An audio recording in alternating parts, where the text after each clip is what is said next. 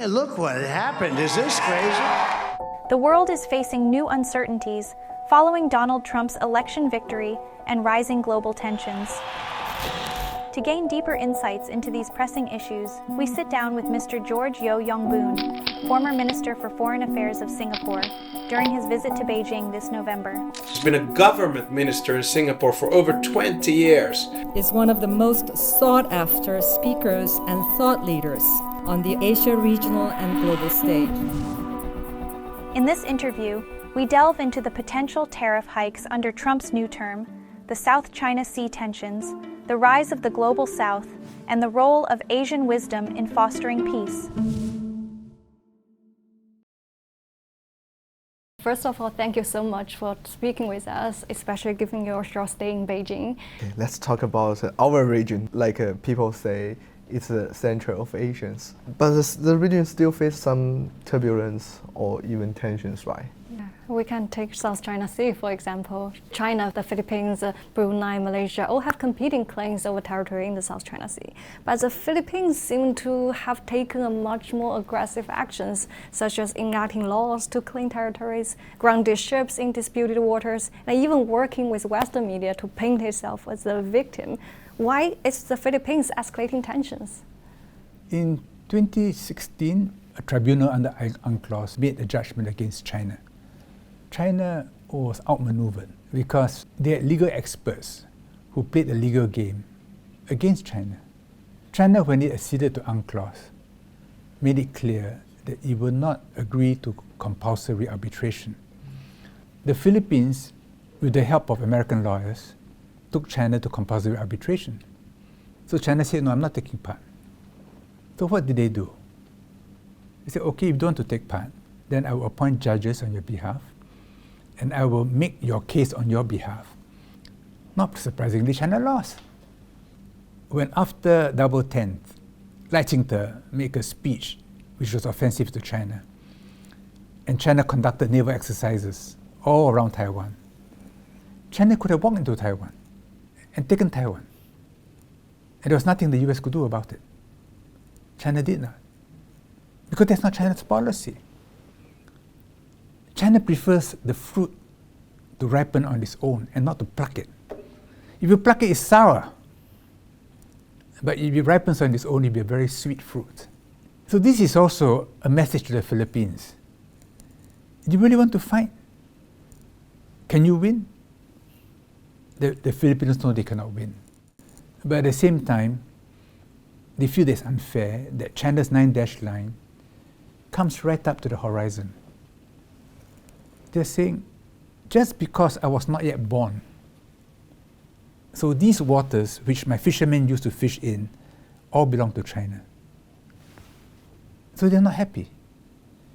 Because the Americans say they had no island in the South China Sea.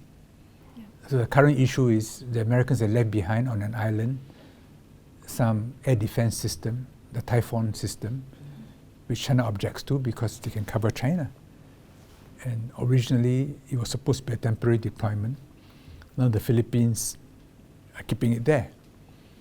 And the reason is because China is preventing the Filipinos from bringing in material to Renaijiao. So they're very unhappy, you see. So they feel that they can't fight China. So the only way is to drag in the US. So this is a game the Filipinos are playing. The danger for the Filipinos is this, that you think you can make use of the Americans, but in the end, instead of the Americans playing on your chessboard, you become a pawn on the American chessboard. And I hope in the Philippines there'll be wisdom in how they manage this problem with China. Are we entering an era of great power competition? Well, we have been entering such an era for some time. When the Soviet Union collapsed, there was a short period when it was unipolar, with the US being dominant everywhere. But it's no longer the case, and the world is becoming more and more multipolar. The US, of course, is worried about losing its dominance. I tell my American friends, they shouldn't worry too much, because even in a multipolar world, the US will be the first among equals. There's a Latin phrase for this. It's called primus inter pares, first among equals. So the Americans need not worry that they will lose their position as the first among equals. In any case, China doesn't want to be the first among equals. China is quite happy to look after its own people, to be an important country with influence, but it doesn't want China to become like an America, taking in large numbers of foreigners and having Beijing and Shanghai looking like Paris and New York. China doesn't want this. The US doesn't understand this. It thinks that China wants to be like the US. They are wrong. But will there be conflicts? Are we going to see a hot war? Because if we look at the history, China-US had much more cooperative relationship back in the 1990s. What caused the change? America has the tradition of responding to challenges by force. China is capable of being warlike. But China in its long history knows that it is not wise to be warlike. In Sun Tzu Bing Fa, it's very clear, once you begin a war, it has a dynamic of its own. You have to prepare for war so that you will have peace. But you should always try to avoid war, because war is very expensive.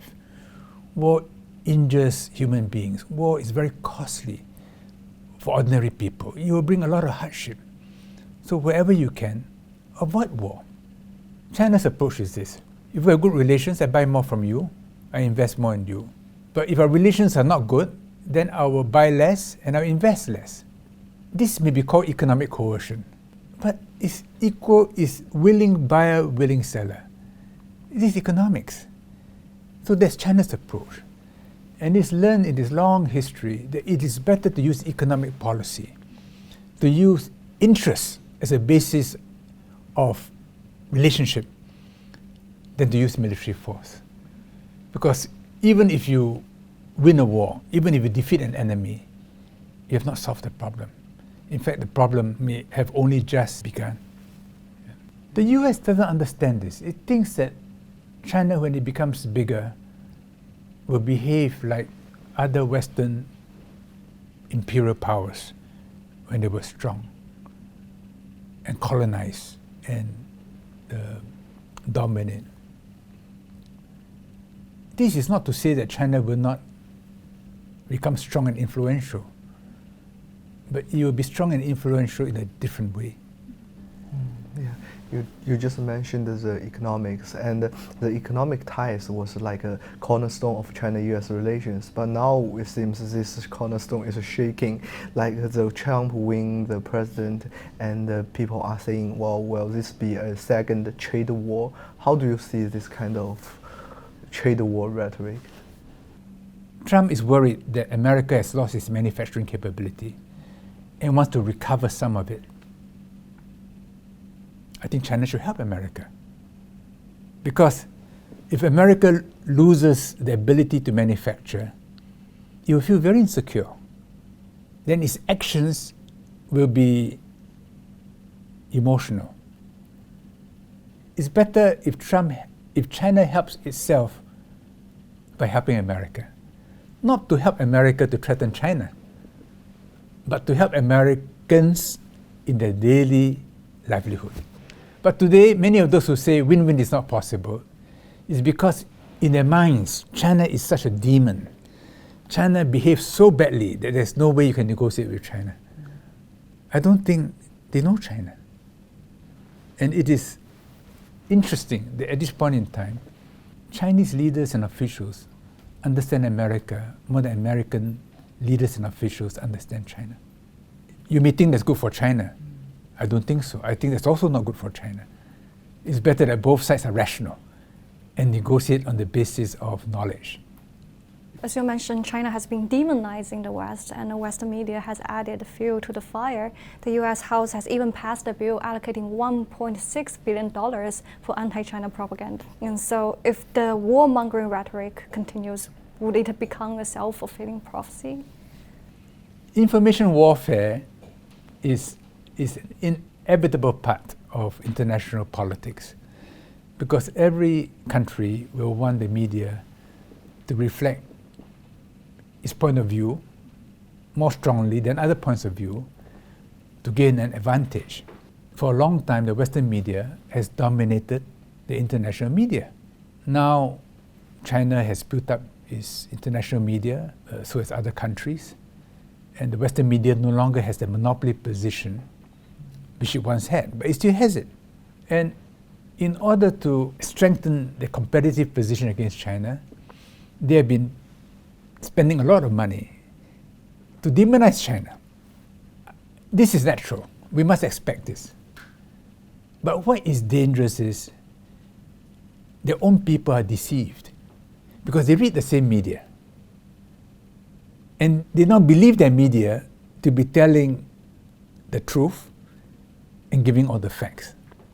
When some of it is not true, and many facts are not there, and some of the things they report are not factual. The mood in America is very anti-China. But if you listen to them, many of them, not all of them, but many of them, know very little about China. They talk about Taiwan. But if you ask them where is Kaohsiung or Jiayi, or even to identify on a map where is Taiwan, many of them have difficulty. They have strong views about Xinjiang. Do they really know Xinjiang? I think once they are in positions of responsibility and they have to negotiate, they will have to deepen their knowledge. Yeah. And one interesting phenomenon we observed is like the globalization. Once was led by the West and promoted by the West, but now you can tell, no matter it's EU or US, seems are moving towards more protectionist behaviors. But China says we want to open, we want to trade with global countries. Why China is moving more, promoting globalization, and why the West seems against this trend? Because of politics. If you are growing, if you are strong, yes, you want free trade because you can hold yourself, you can compete. But when you are weak, you're afraid that trade will take away jobs, that some sectors in your economy will be adversely affected. So the fact that Western countries have turned protectionistic, the fact that the WTO, which America led in globalization, is now turning the other way, is a sign of US insecurity about its own capability. And when people feel insecure about their own capability, they begin to imagine all kinds of things about their adversaries. And then their behavior turns inwards, becomes small-hearted, narrow-minded. This is the case in many Western countries today. It's not that China has become wise and they've become stupid. No. It's because China is now feeling strong and capable, that it can compete, therefore it's happy to open up. European Union countries have agreed to impose new tariffs of up to 35% on electric cars from China. You always get overcapacity. You always get overproduction. Can you explain us what does overcapacity means and why there's sudden rise on tariff? Well, overcapacity is an argument you use when others are able to sell products in your market much more cheaply that you can produce them. So you say, how can you sell products to me at such a low price when I cannot produce them at this price? Surely you must be subsidizing these products in one way or another. But the explanation is really productivity. China is more productive in manufacturing than any other country on earth, which is why China accounts for maybe over 30% of global manufacturing. And in many sectors, like in shipbuilding, like in, say, clothing, no country can approach China by a long shot, which is why companies like Shein and TikTok and Temu can sell in China at a very low price, because the cost of manufacturing in China is very low. Of course, sometimes it's because of state policy, but it's really because these industries are very competitive in China, very competitive, cutthroat. So the costs are brought down to the minimum. But the easy explanation is, oh, because you have too much capacity, you're subsidizing, and you're throwing this capacity at us. This is an argument which should be made to the WTO. Then the WTO has experts in this area to see whether the lower cost is because of greater productivity or because of state subsidies. There are tribunals in the WTO. Why are the Americans preventing the appointment of judges to tribunals? Because they are afraid that these tribunals will rule against them. China is supporting it. China is saying, look, if you accuse me of this, take me to the WTO. If I'm wrong, I'm wrong. If I'm right, you are wrong. But they are afraid. There's also another argument. They said a Trump's win marks the end of liberal democracy. Do you believe in this narrative?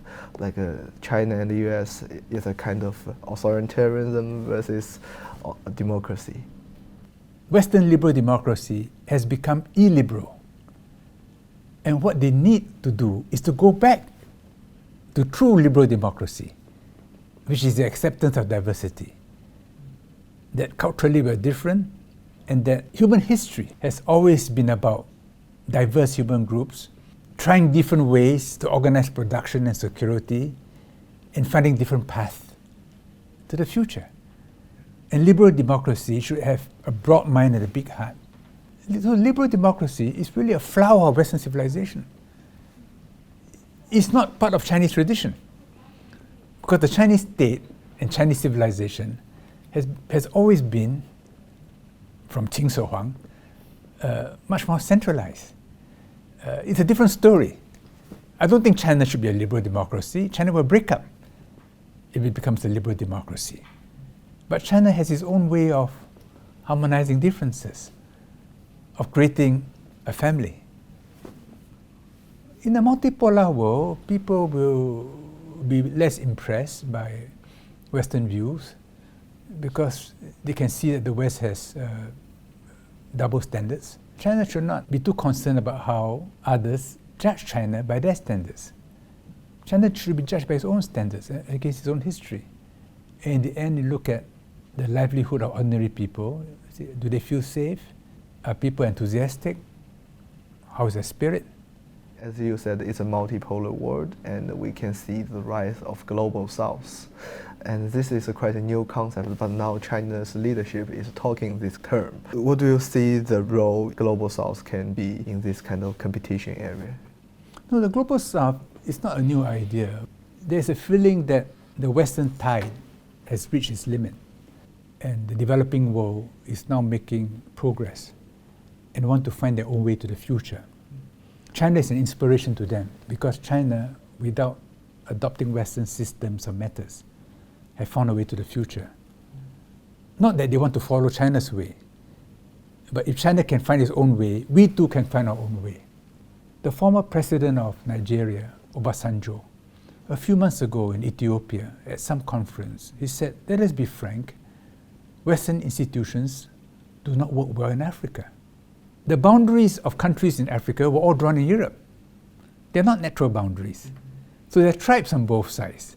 There are groupings of tribes who might have had historical hatreds of each other, but now they're one nation. So if you say one man, one vote, I'll say, which tribe is he? I'll vote for him, whether or not he's a good person. So democracy becomes just a game. And when things break down, the army comes in. And they say, well, we'll restore democracy. But in the end, they become corrupt and they make money. And they want to stay in power using force. Then countries go through this cycle.